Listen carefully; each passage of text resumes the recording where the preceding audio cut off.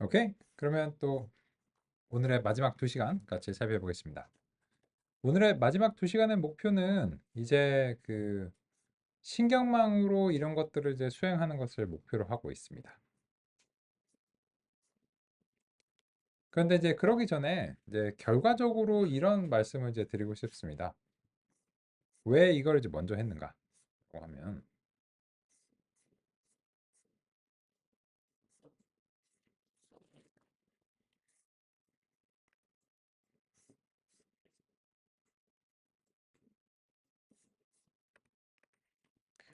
이 신경망의 구성을 이제 살펴보면 우리가 이제 입력에서 이제 은닉층이 한 개 이상은 있어야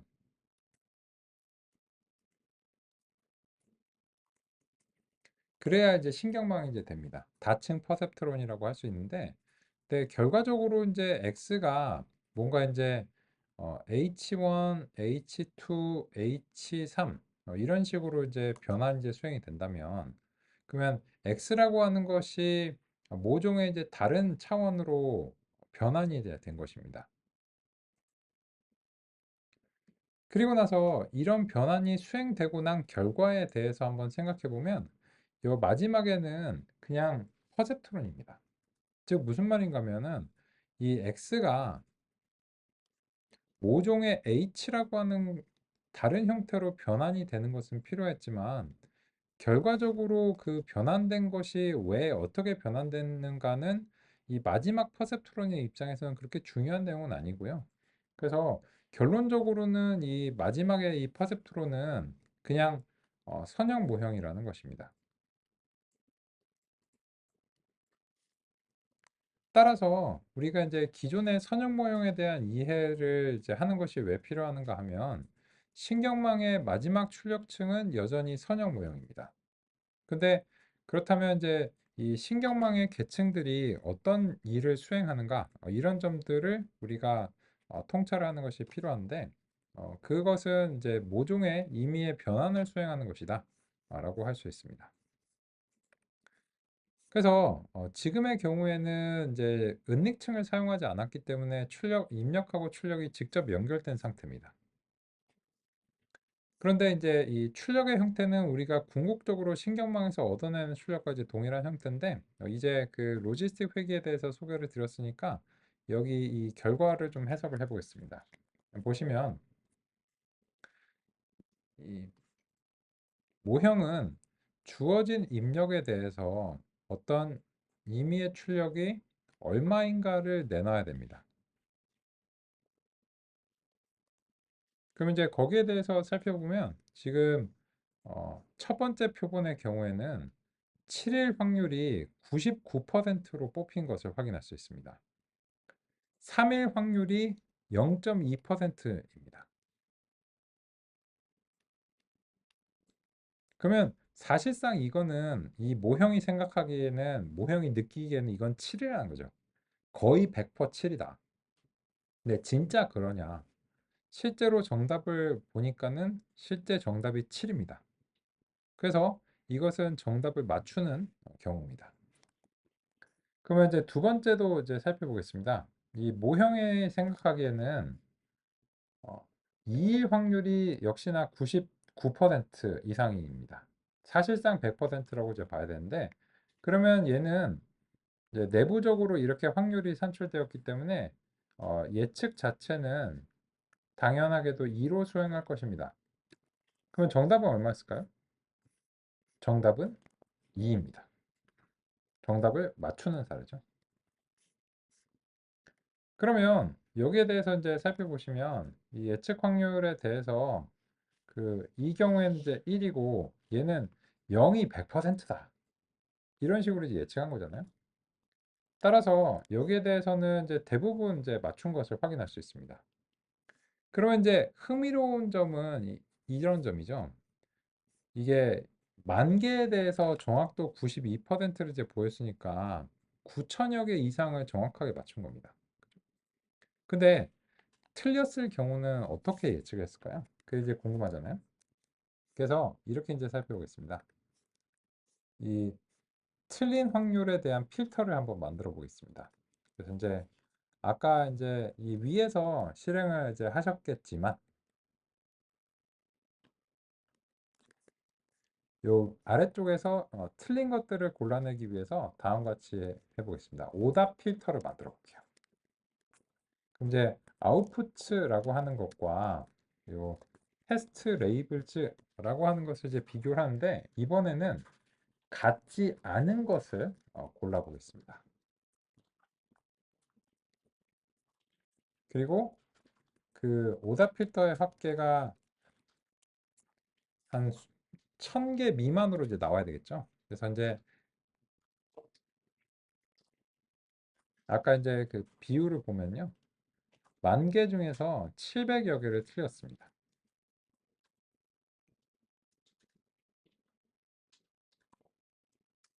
그러면 이 오답 필터를 이 예측 확률에 적용을 해 보겠습니다.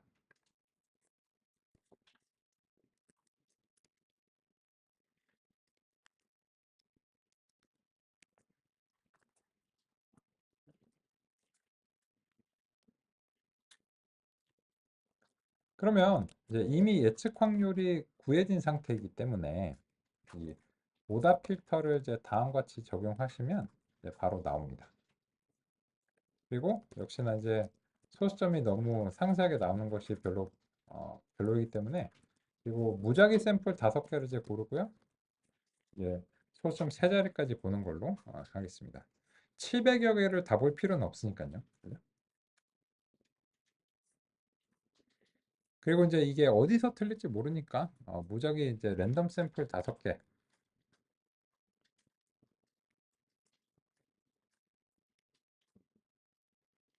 이런 식으로 이제 살펴보겠습니다. 그러면 이 거의 대부분이 맞았기 때문에 틀린 상황이 이제 흥미롭다는 점을 이제 알 수 있는데요. 같이 이제 살펴보겠습니다. 보시면 이게 랜덤 샘플이기 때문에 저랑 요 순서가 다르실 거예요. 그래서 3412번, 1464번, 6603번 이런 식으로 랜덤 샘플입니다.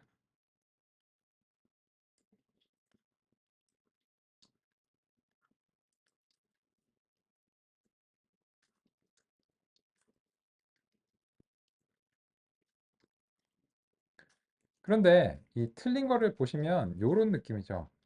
지금 0번이 36%를 할당을 했고 5번에서 58%를 할당했어요. 그러면 36 더하기 58% 하면은 두 개 합치면 이제 이게 벌써 이제 94%잖아요. 그죠?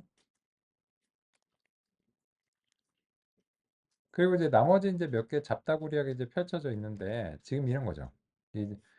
제 샘플에서는 이게 0번하고 얘가 5번하고 헷갈리는 거예요. 야, 0번하고 5번을 헷갈리는 일이 있을까? 이렇게 이제 생각하실 거예요. 저도 의아합니다. 저도 의아한데 이거는 눈으로 한번 봐야 되겠죠. 왜 이렇게 헷갈리는가? 근데 이게 헷갈리긴 했고 결론적으로는 이제 5번에서 58%를 얻었는데 실제로 이제 정답이 0이면서 이것은 오답이 되는 이제 상황임을 확인할 수 있습니다. 즉 틀리는 경우에는 지금 예전처럼 99%뭐 5입니다. 0입니다. 이렇게 얘기를 하는 게 아니라 아, 긴가민가 한데요. 이런 거죠. 우리가 그 학창 시절이나 혹은 뭐 지금도 가끔 시험을 보셔야 되는 경우가 있잖아요. 직장에 이제 계셔도. 그때도 이게 사지선다 오지선다해서 애매모호한 게 있죠. 있을 수 있죠. 그런 경우에는 그 주제에 대해서 그 문제에 대해서 확신이 없는 거죠. 그죠? 이런 느낌이고 또 이제 두 번째 사례를 보시면 이 0.525 거의 대부분 자신감을 할당하긴 했지만 굉장히 이게 긴가민가한 거죠. 50%는 그런 것 같고 그러면 2랑 8을 헷갈리는 상황이네요. 2랑 8을 헷갈렸고 근데 실제로 정답은 8이었습니다. 야, 근데 어떻게 2랑 8이랑 헷갈릴 수 있어? 그러면 이 오답들이 이제 실제로 이제 어떤 이미지인가를 살펴보는 게 또 도움이 되지 않을까 싶습니다. 그래서 이거를 야 이건 틀린 건 진짜 말도 안 된다 이렇게 생각하실 수도 있는데 눈으로 보는 게 우리가 이제 공감에 좀 도움이 될 수도 있습니다. 그러기 위해서 다음과 같이 이제 한번 해보겠습니다. 첫 번째로는 이제 요 이미지들을 획득을 이제 해보겠습니다. 이 이미지를 획득하시는 것은 이제 테스트 이미지들을 이제 순환하는 걸로 이렇게 하시면 되는데 여기서 오답 필터를 적용하시면 됩니다. 이제 오답들만 이제 되는데 이 이미지들을 그 생성할 수 있는 그래프 영역을 좀 만들겠습니다. 그리고 영역을 이제 만들고요. 그럼 이제 여기서 이제 PLT에서 서브 플랫 S가 필요합니다. 그리고 이제 그 700여 개를 다 볼 필요는 없다고 생각해요. 그래서 한 20개 정도 보고 싶다 하면 이제 4x 5 정도? 가로가 작은 게 낫겠죠. 4x 5 정도로 이제 잡겠습니다. 그리고 나서 이제 이 영역들을 이 이미지랑 이제 같이 쌍을 만들어서 순환을 이제 해주겠습니다. 그래서 이제 이 영역에서 플랫 이런 식으로 해가지고 영역을 이제 원래는 4x 5짜리 이제 영역인데요. 요거는 일단은 이거를 잠시 주석 처리하신 다음에 이렇게 이제 해보시면 요 4x 5짜리 영역이 이렇게 이제 먼저 생깁니다. 그래서 이렇게 생기게 될 것에 내가 각각을 이제 저 영역에다가 그림을 채워주면 되겠구나 이렇게 이제 생각하시면 되고 그래서 이제 포문에서 이게 쌍을 맞춰서 채워주시면 돼요. 그래서 이제 이미지 즈가 아니고 이미지 하나랑 그리고 이제 그래프라고 이제 이름을 짓겠습니다. 그러면 이제 요 그래프에 임쇼를 수행하시는 거예요. 거기다가는 그냥 전처리 이전의 이미지를 이렇게 채워주시면 돼요. 그러면 이제 오답인 것들의 이미지가 이렇게 채워질 것을 이제 기대할 수 있고요. 여기서 이제 그 원래는 기본적으로 컬러 이미지를 가정합니다. 근데 어, 여기 이제 흑백이긴 하니까 컬러 맵을 그레이로 이제 설정하면 이제 더 좋을 것 같고요. 그죠? 그러면 이제 여기에 대해서 이제 그 이후에는 약간 잡다구리한 건데 이제 진짜 정답이 무엇이었는가 이거를 같이 표시하면 좋을 것 같습니다. 그래서 이제 여기서 하나 더 이제 추가하자면 이제 여기까지 잘 되셨으면 테스트 레이블 즈 역시나 마찬가지로 오답 필터로 그 해주시고요.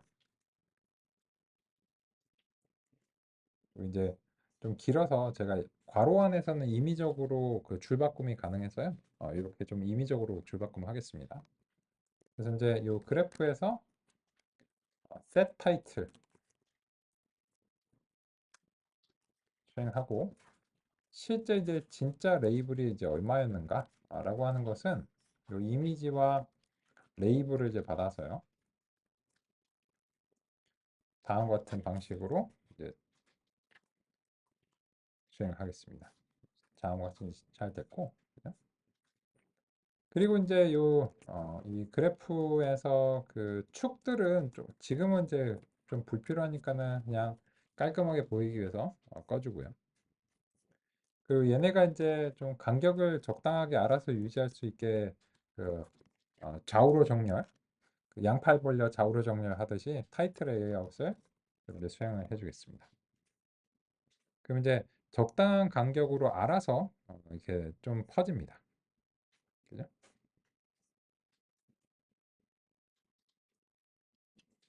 여기까지 잠시 확인해 보도록 하겠습니다. 잘 안 되시거나 어려운 점, 궁금한 점 있으시면 알려주세요.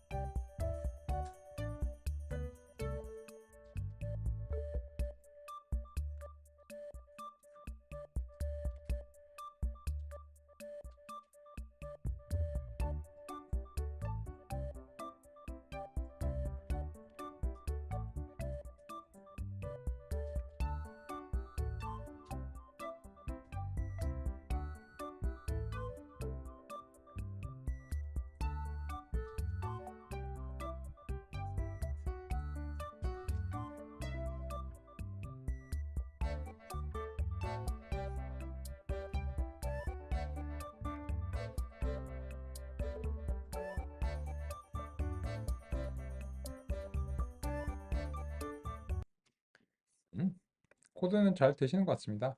이런 코드에 대해서 그 해설이 필요하시면 뭐 이미 잘 하시고 있으시리라 생각하는 것처럼 요거를 이제 챗GPT한테 이제 코드 해설 이제 하셔가지고 이렇게 이제 하면은 아마 이제 그 잘 이 정도는 충분히 잘 되리라 생각합니다. 음. 첫 번째 줄 좋고요.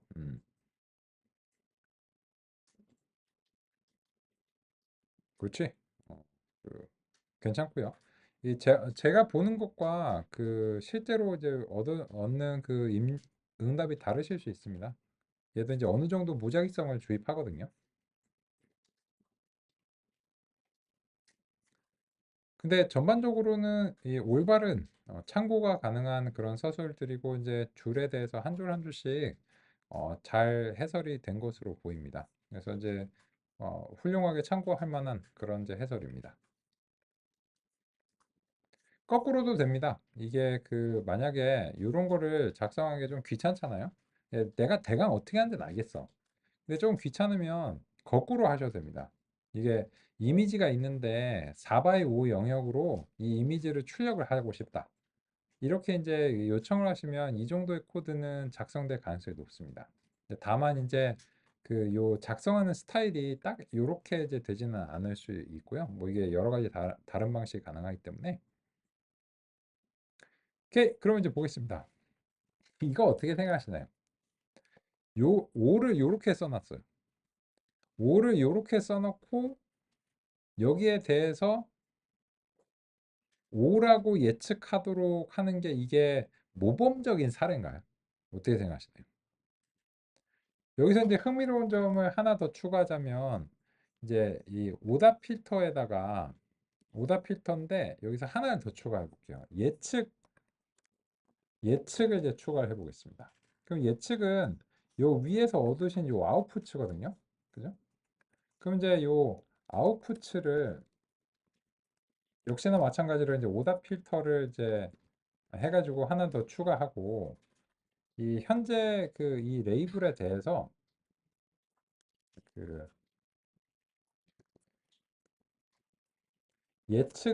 예측으로 이제 수행했다. 이런 식으로 이제 레이블을 한번 삽입을 해볼까 합니다. 그럼 요거는 이제 그 좀 번잡스러우니까 그 요 중간에 요런 이제 표기는 우리가 의미를 아니까 이렇게 이제 없애겠습니다. 그래서 우리가 과연 이게 모형의 문제인가 아니면은 이제 이 데이터가 진짜 글쎄라고 하는 이제 이런 것인가를 한번 살펴보자는 거죠.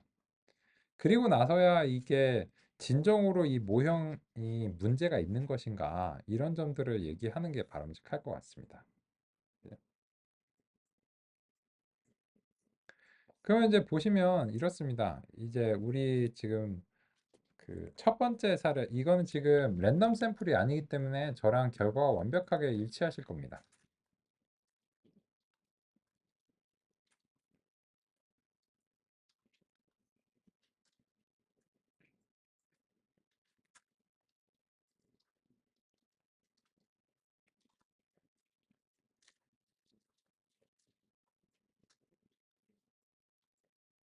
그럼 이제 보시면 이렇죠. 정답이 5인데 6으로 예측을 했어요. 어떠세요? 그럴 수도 있을 것 같지 않으신가요? 네? 이거는 저한테 만약에 얘기를 해도 글쎄 싶을 만한 그런 점이라고 생각합니다. 이건 어떠세요? 4를 이렇게 쓰는 사람이 있군요. 그죠? 만약에 저한테 이거를 보여줬으면 이게 4라고 생각하기 조금 어려웠을 것 같습니다. 그죠? 근데 여기에 대해서 역시나 이제 그 6으로 예측을 했는데 여기에 대해서도 좀 그 어쨌든 이거는 4도 문제지만 6도 문제죠.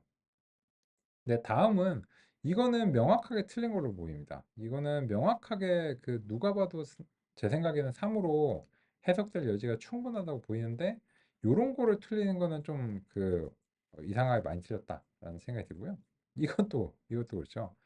이게 6을 요렇게 이제 썼는데 역시나 마찬가지로 이게 숫자라고 하는 정보가 없었다면은 과연 이게 6으로 받아들여질 수 있을까 의문스럽지만 어쨌든 이제 2는 전혀 아닌 것 같죠. 그래서 요건 이제 많이 틀렸고 요 7 같은 경우에는 저는 7을 이렇게 쓰는데 어떤 사람들은 7을 이렇게 쓰죠. 그리고 어떤 사람은 그냥 이렇게 쓰고요. 그죠? 네, 이거는 충분히 이제 그 가능한 표기라고 생각하는데 이걸 4로 한 게 아마 이런 것 같아요. 여기 보시면 요 4를 보면 4 어느 정도 가능성이 있죠. 그죠? 그래서 이제 아마 그런 데서 조금 헷갈리지 않았나 생각이 이제 들고 2를 9로 이게 무슨 9인가요? 그죠? 이거는 진짜 공감 못 하겠습니다. 이거를 9라고 하는 걸로 받아들이는 거는 이거 진짜 공감 못 하겠고 그리고 이제 요 3, 5 이게 5냐? 그죠? 근데 7은 확실히 아닌 것 같고 이거는 명확한 6인데 이걸 이제 5로 해석한 건 이제 이 모형의 잘못인 것 같고요. 이것도 이제 명확하게 8인데 이걸 7로 해석한 게 이제 문제인 것 같고 얘는 9를 잘 썼죠. 근데 요렇게 연결됐다고 생각합니다. 그래서 이거를 그냥 수치로만 보면은 좀 공감이 안 되고 또 문제 상황에 대해서도 그 해결이 어려우니까 이런 식으로 한번 이제 눈으로 볼 수 있다면 이렇게 하시는 게 이제 좋은 것 같습니다. 그래서 제 생각에는 이제 일부의 것들은 여기 보시면 이제 대체적으로 그 지금 20개 중에서 거의 한 절반 정도는 이거는 나한테 물어봤어도 아주 완벽하지는 않았겠다라고 싶은 그런 부분들이 좀 있다고 생각합니다. 그래서 이제 그런 측면에서 이제 이게 과연 모형만의 잘못인가 이런 점들도 한번 고려해 볼 만하고 그래서 이 사람도 이게 뭐라고 쓴 거니 이렇게 긴가민가 할 때가 있잖아요. 그래서 그런 것들이 이 확률적인 의미를 이제 반영한다라고 하는 점을 이제 같이 이제 살펴볼 수 있었을 것 같습니다. 그러면 이제 여기에 대해서 이제 이 데이터에 대해서 일단은 그 공감이 좀 안 되는 부분도 있지만 명확하게 틀린 부분도 있습니다. 예, 명확하게 이제 틀린 부분들도 있고 이런 점에 대해서는 이 알고리즘의 한계로서 이제 받아들여야 되지 않을까 생각이 듭니다.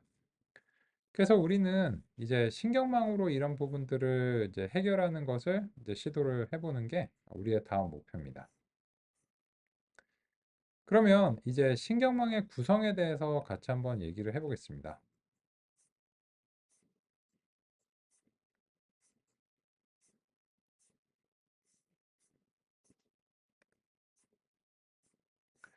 먼저 이제 이 신경망의 신호 처리를 실제로 이제 구현하면서 살펴보기 위해서 이 83페이지에서 대응되는 이런 부분들을 같이 이제 알아보겠습니다.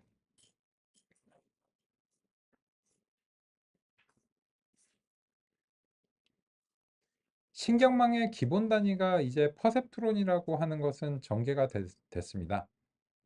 좋은 소식은 이 퍼셉트론의 연산에 대해서는 우리가 상세하게 알고 논의를 했다는 점입니다. 그래서 퍼셉트론이 아무리 여러 개가 있다고 해도 그냥 개별 퍼셉트론의 연산 자체는 변하지 않습니다. 근데 다만 여기서 퍼셉트론이라고 부르긴 하는데 실제로 이거를 구현할 때는 요 내부에서는 로지스틱 회귀의 형태로 구현이 될 겁니다. 왜냐하면 퍼셉트론이 이제 문제가 있기 때문인데요. 그래서 퍼셉트론이라고는 부르겠지만 실제적으로는 로지스틱 회귀의 구현을 따릅니다. 그런 이유로 인해서 제가 로지스틱 회귀를 소개해 드리기도 한 것입니다. 그러면 이거를 이제 연산하는 방법과 관련해서 같이 한번 살펴보겠습니다. 먼저 신경망의 매개 변수라고 하는 점은 그냥 이 여러 개의 퍼셉트론의 매개 변수를 한꺼번에 표현하기 위해서 노력한다. 이 정도로 보시면 되겠습니다. 퍼셉트론에서는 입력과 가중치가 1대1로 대응됩니다. 반면 신경망의 특정층은 여러 개의 입력이 여러 개의 퍼셉트론에 연결된 구성입니다. 그래서 입력과 가중치는 1대 다의 관계로 바뀝니다. 즉, 어떤 입력에 대해서 출력 뉴런만큼의 가중치가 있게 됩니다. 그래서 각 층의 학습 매개 변수는 이전과는 달리 출력 뉴런의 수에 따라 학습 매개 변수가 증가합니다. 퍼셉트론에서는 학습 매개 변수가 1차원의 벡터 형상이었지만 신경망의 각 층의 학습 매개 변수는 행렬 형상의 텐서입니다. 또한 그러한 것들이 여러 층에 걸쳐 각각 형성됩니다. 현재의 구성을 예시로 살펴보겠습니다. 입력 2개가 3개의 출력 뉴런에 모두 전달됩니다. 각 뉴런의 입력은 2개입니다. 각 퍼셉트론은 입력에 1대1로 대응되는 가중치가 있습니다. 입력 x1, x2에 대응하는 w1, w2가 있습니다. 그런데 신경망에서는 은닉층에 여러 뉴런이 있기 때문에 각 퍼셉트론당 가중치 벡터가 하나씩 있습니다. 그래서 어느 뉴런의 가중치인지를 표시하기 위해 아래 첨자에서 출력 뉴런 번호를 표기해 구별하는 방식이 추가적으로 필요할 수 있습니다. 즉, 출력 뉴런 1번에 대해서는 W11, W12, 출력 뉴런 2번에 대해서는 W21, W22와 같은 방식을 일괄적으로 적용합니다. 편향은 입력의 개수와 관계없이 뉴런마다 하나씩 있기 때문에 B1, B2와 같이 순차적으로 적용하면 됩니다. 또한 신경망은 여러 계층으로 구성되기 때문에 어느 계층의 매개 변수인지 표현하기 위해 위첨자로 계층 번호를 표시하고 있습니다. 즉, 어떤 매개 변수를 특정하려면 L층의 W11 같은 방식을 사용합니다. 그러면 이제 보시면 이것은 그냥 우리가 알고 있는 퍼셉트론에 대한 이야기인데 다만 세트가 여러 개인 겁니다. 퍼셉트론이 하나 있고 2개 있고 3개가 있는데요. 그러면 계층이란 무엇이냐? 사실 계층이라는 것은 그냥 우리가 편리하게 논의할 수 있는 개념일 뿐이고요. 이 계층이라고 하는 것은 동시다발적으로 입력을 전달받는 퍼셉트론들의 집합일 뿐입니다.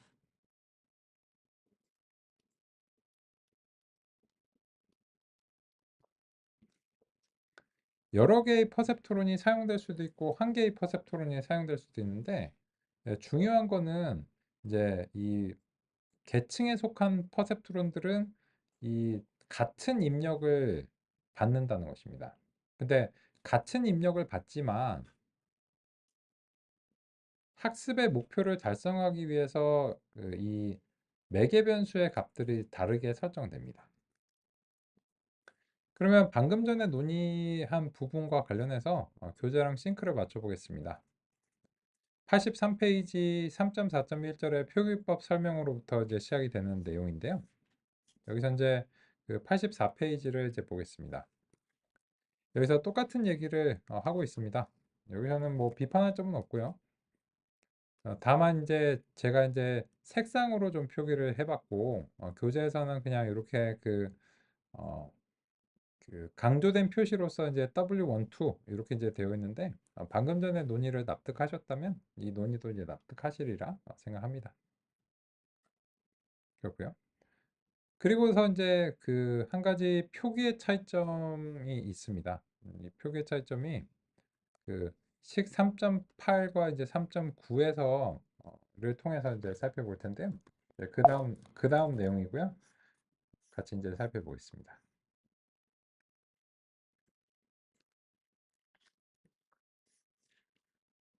신경망은 입력과 출력 사이에 한 개 이상의 은닉층이 있습니다. 그래서 입력으로부터 출력이 발생하는 과정은 여러 계층을 거쳐 값이 전달되는 방식입니다. 이러한 과정은 순전파라고 합니다. 각 계층의 출력은 다음 계층의 입력이 됩니다. 최종 계층은 출력층이라고 합니다. 입력이 출력 뉴런에 동시다발적으로 전달되는 구성은 완전 연결이라고 합니다. 모든 입력이 모든 출력에 연결되기 때문에 그렇습니다. 복잡해 보이지만 개별적인 뉴런의 출력은 퍼셉트론과 동일한 방식입니다. 입력에 대응되는 가중치가 있고 입력의 가중치가 곱해지고 편향이 더해져서 취합됩니다. 편향은 퍼셉트론마다 하나씩 있습니다. 각 퍼셉트론에서 출력을 발생하는 방식은 여전히 입력 벡터와 가중치의 내적입니다. 계층의 각 퍼셉트론의 가중치를 행렬로 한 번에 표현하는 것이 가능합니다. 이렇게 표현하면 입력에 대한 가중치 행렬의 내적으로 각 퍼셉트론의 값을 취합할 수 있습니다. 편향은 내적 결과에 더해주면 됩니다. 즉, 단일 퍼셉트론의 출력을 발생할 때와 거의 유사한 방식으로 신경망의 완전 연결 계층 출력을 연산할 수 있습니다. 은닉층의 출력은 활성화 함수를 거쳐 계층 출력으로 발생합니다. 은닉층의 경우 시그모이드 또는 렐루와 같은 비선형 활성화 함수가 사용됩니다. 출력층은 은닉층과는 다른 활성화 처리가 필요합니다. 각 계층의 출력은 최종 출력과 구별해 은닉층의 활성화 값이라고 하겠습니다. 최종 출력과 달리 활성화 값은 중간 출력입니다. 은닉층의 출력은 다시 다음 계층의 입력 값이 됩니다. 그래서 각 계층의 출력이 파도처럼 최종 출력을 향해 전달되는 순전파가 진행됩니다.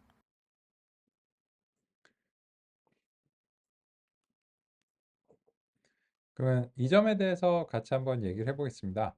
여기까지 우리가 논의를 하면 실습이 가능합니다. 그래서 이제 약간 이론적이라고 느끼시겠지만은 일단은 실습 가능한 최소한의 이론을 전달 드리려고 노력하고 있습니다. 잘 아시는 부분인데요. 이제 요 입력을 일단 익숙한 형태로 x1하고 x2라고 하겠습니다. 이 입력이 x1하고 x2지 어떤 다른 가능성이 있어? 있습니다. 왜냐하면 이 계층의 입력은 이전 계층에서 전달받은 그 다른 계층의 이전 계층의 출력일 수 있기 때문에 반드시 입력이라고 할 수는 없습니다. 근데 우리가 이제 친숙한 표기이기 때문에 그냥 x1하고 x2라고 부르고요. 이 계층의 입력이라고 부르겠습니다. 그러면 여기에서는 이미 잘 아시는 바입니다. W1하고 W2입니다. 그러면 여기 내부에서 Z가 연산되는 과정은 너무나 잘 아시는 X1, W1, X2, W2 그리고 편향을 더해주는 과정입니다. 이거는 이미 논의한 바죠? 네, 맞습니다. 그래서 여기는 전혀 변한 점이 없는데 다만 퍼셉트론이 동시다발적으로 여러 개가 쓰이면 이 매개 변수가 누구 건지를 아까 앞서 말씀드린 대로 표기를 해야 됩니다. 그래서 1번 거야, 1번 거야, 1번 거야. 이렇게 이제 하시면 됩니다. 그러면 이제 두 번째의 경우에도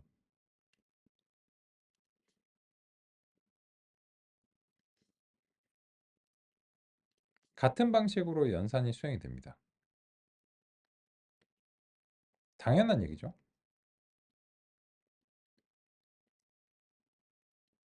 근데 요거를 계속 반복하는 거는 별로 바람직하지 않기 때문에 그냥 이렇게 표기하겠습니다. 다만 2번의 매개 변수와 2번의 편향이다. 그래서 2번의 중간 출력으로서의 Z다. 이렇게 하시면 되는데 그러면 신경망이 뭐야? 라고 한다면 신경망은 이제 동시다발적으로 입력을 처리하는 퍼셉트론들의 집합이 계층을 이루고 그런 계층이 두 개 이상인 게 신경망이다. 이게 그냥 정확한 정의입니다. 그리고 뭐 그거 연산을 어떻게 해? 그냥 개별 퍼셉트론에 대해서 하나씩 연산을 수행하시면 됩니다. 그런데 이 연산을 수행할 때 이 개별적으로 퍼셉트론을 하나씩 연산을 수행하는 것은 비효율적입니다. 그럼 어떻게 해? 그래서 요거를 다음과 같은 형식으로 내적으로 이제 만들면 이 연산을 한꺼번에 수행할 수 있습니다. 한번 보겠습니다.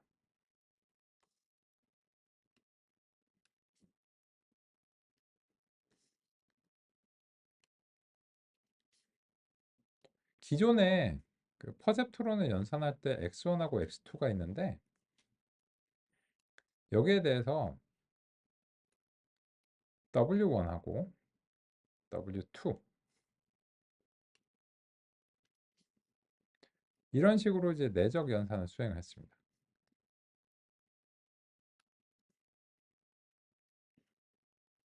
그리고는 거기에 대해서 편향을 이제 더해 줬는데요. 그 결과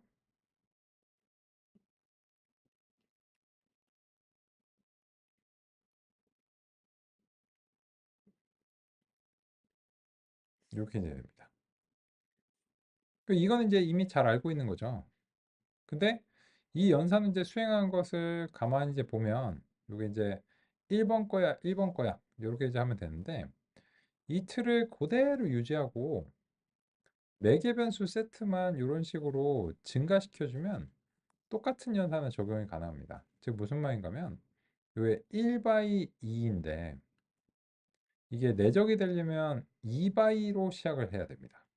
근데 예전에는 한 세트밖에 없어서 여기가 1이었는데 여기서는 이제 몇 가지의 세트가 생긴다고 해도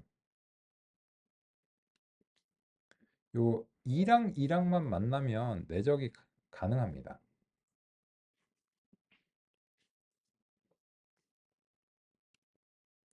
따라서 퍼셉트론의 세트만큼 그냥 매개 변수들을 그냥 똑같이 이제 만들어 주면 되고 2번 거다 그리고 3번 거다 이렇게 표기해 주면 그리고 B 쪽에서는 B1, B2, B3인데 원래는 이제 지금 세로 방향 이제 가로 방향으로 해야 되는데 자리가 없어서 이렇게 세로 방향으로 했습니다. 어차피 얘는 벡터니까 사실 방향이 크게 상관없고요. 그러면 이 연산 자체가 한꺼번에 같은 방식으로 수행이 되고요. 그래서 한꺼번에 Z가 여러 개 발생합니다. 따라서 좋은 소식은 이 Z에 대해서 우리가 퍼셉트론이 여러 개라고 할지라도 이거를 연산하는 방식은 예전에 단일 퍼셉트론하고 크게 차이가 없다는 것입니다. 그러면 이것이 신경망을 구성하는 데 있어서 최소한의 이론의 첫 번째 조각입니다. 그러면 이제 85페이지에서 표기를 한번 점검을 해 보겠습니다. 방금 전에 이제 이해하신 내용인데요. 식 3.8번에서 단일 퍼셉트론의 연산을 제시합니다. 근데 여기서 이제 확인을 해 보시면 그러니까 저랑 이제 표기가 다른 부분만 신경 쓰시면 되겠습니다. 저자는 제가 Z라고 표기하는 것을 A라고 표기하고 있습니다. 그거는 정말 자기 마음입니다. 그냥 정말 자기 마음대로 하면 되고요. 그러면 그 부분을 제외하고서 보시면 아 이거 퍼셉트론의 연산이구나 라고 하는 것을 이제 알 수 있는데 방금 전에 이제 소개해드린 그런 내용들이 요게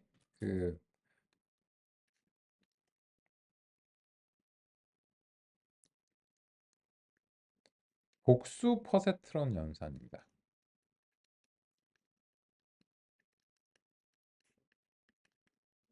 즉 위쪽은 단일 퍼셉트론 연산이고요.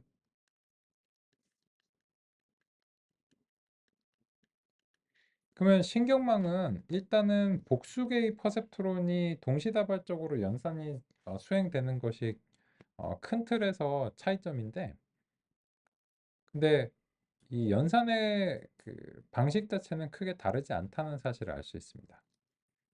그러면 여기까지 이제 알아보느라 고생하셨고 이제 임의의 신경망을 하나 구성하면서 사실 한번 살펴보도록 하겠습니다. 그러면 이제 다음 같은 사례로 보겠습니다. 요 이제 사례로 이제 볼 건데 같이 한번 이제 살펴보겠습니다. 일단 뭔가를 해보고 나서 그 의미를 이제 살펴보죠. 첫 번째로 이제 신경망 순전파가 라고 하는 이제 부분이고요.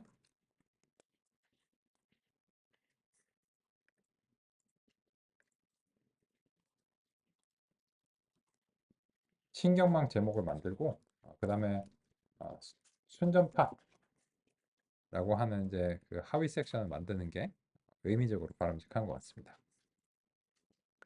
그러면 이제 그냥 적당한 의미의 입력을 가정하겠습니다.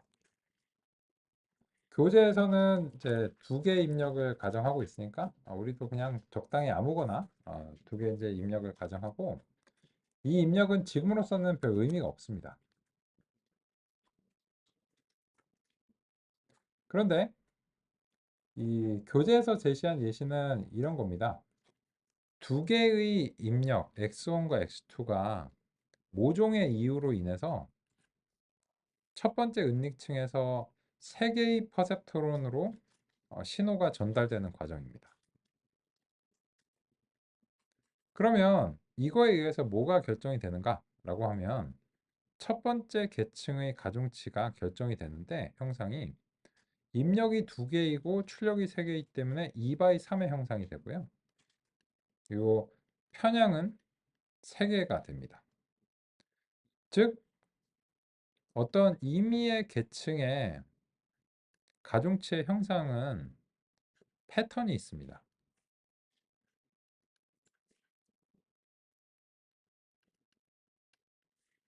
입력의 개수와 출력의 개수로서 결정이 됩니다. 편향은 퍼셉트론당 하나씩 있기 때문에 출력의 개수만큼 있게 됩니다. 그러면 이러한 통찰을 기반으로 해서 살펴보면 W1이라고 부르겠습니다. 이 W1은 2/3의 형식이 되어야 되는데, 현재로서는 여기에 값은 의미가 없기 때문에 그냥 랜덤하게 2/3짜리로 만들겠습니다. 이런 식으로.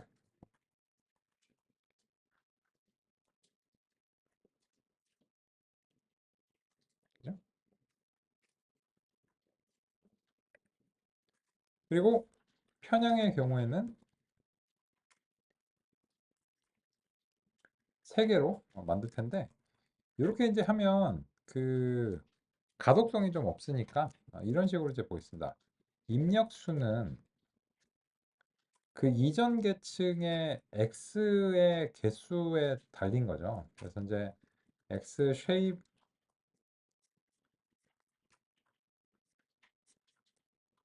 요 x가 그 xs의 형태를 이제 띈다고 좀 가정해 볼게요. 그래서 이제 사실은 한 개지만, 그래서 이제 그 항상 배치 입력을 대비해서 우리가 얘기를 하면, 그러면 쉐입의 2번째 값이 입력의 수가 됩니다. 그죠? 그러면 지금 이제 2죠. 그리고 이제 그 출력은 우리가 원하는 대로 정하는 거고요. 그래서 이제 출력의 개수를 3으로 모종의 이유로 정한 것입니다. 그래서 이제 이 W1과 B1의 경우에는 입력수와 출력수를 제시하는 것이라고 할 수 있고, B1은 출력수를 지정하는 것이라고 할 수 있습니다. 이렇게 하면 이제 지정이 되고, 그러면 여기서 이제 첫 번째 계층의 그 출력을 Z1이라고 부르겠습니다. 그러면 이것은 XS와 W의 내적의 편향을 더한 값입니다. 그래서 얘가 S by 2, 2 by 3 더하기 3 이렇게 되기 때문에 2랑 2가 지워져서 S by 3이 나옵니다. 그리고 더하기는 지금 다음 같은 더하기는 형태 지장이 없기 때문에, 영향이 없기 때문에 S by 3의 형태가 나옵니다. 근데 지금의 경우에는 요 S가 한 개이니까 결과적으로 1 by 3짜리가 나오고, 그래서 Z1, Z2, Z3 이 세 개의 값이 나오는 것을 확인할 수 있습니다. 그러면 이런 패턴에 따르면 그 다음은 그냥 이런 것의 반복일 뿐입니다.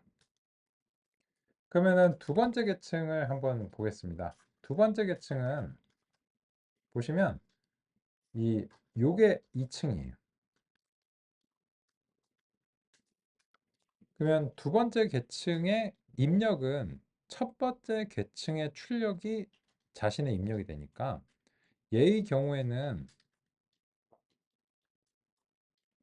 이제는 충분히 납득하시리라 생각하는데 입력이 3개고 출력이 2개이기 때문에 3바 2고요. 얘는 2입니다. 3인 것은 완전 연결이기 때문에 자신의 이전 계층의 출력이 무조건 다 전달이 돼야 되고요. 그리고 2인 것은 임의적인 이유입니다. 이게 2가 될 수도 있고 4가 될 수도 있고 8이 될 수도 있고 10이 될 수도 있어요.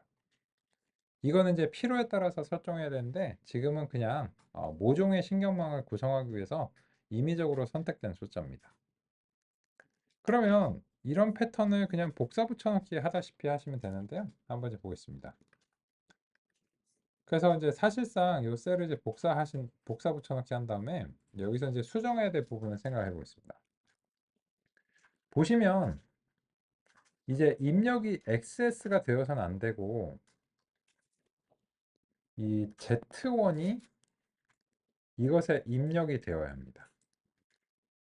그리고 출력은 우리가 3으로 해도 상관없는데 그냥 모종의 이유로 이제 다른 값으로 한번 선택을 해보겠습니다. 즉 무슨 말이냐면 이 X1이 아닌 X가 아닌 Z1이 입력이 돼야 되고 출력을 이제 2개로 바꿔야 된다는 뜻이고 그리고 이 W2랑 이제 B2 이런 식으로 이제 바꿔줘야 된다는 것입니다. 그럼 이제 Z2이고 W2이고 B2이고 이것의 입력은 Z1이 돼야 됩니다.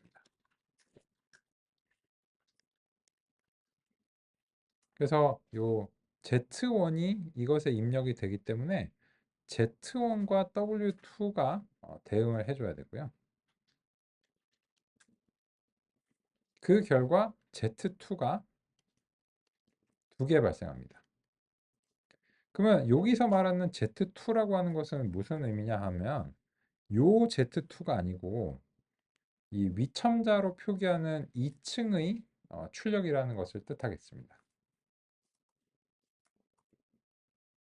그러면 그냥 복사 붙여넣기죠. 그죠? 신경만 별거 없네요.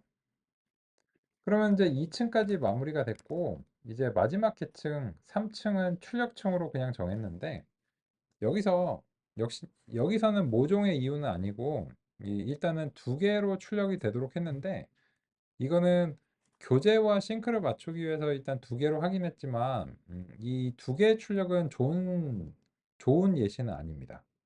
왜냐하면 이 2개의 출력을 발생한다는 것은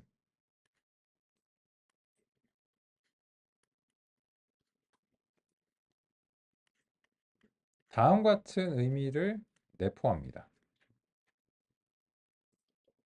그렇다면 이 말은 무슨 뜻이냐면 y가 0이거나 1이거나 둘 중에 하나의 이진 분류의 경우를 의도합니다. 좋구만. 뭐 그 이진은 또 해야지. 근데 보통 이진 분류의 경우에는 이런 식으로 구성은 안 합니다. 왜냐하면 어느 한쪽의 확률을 알면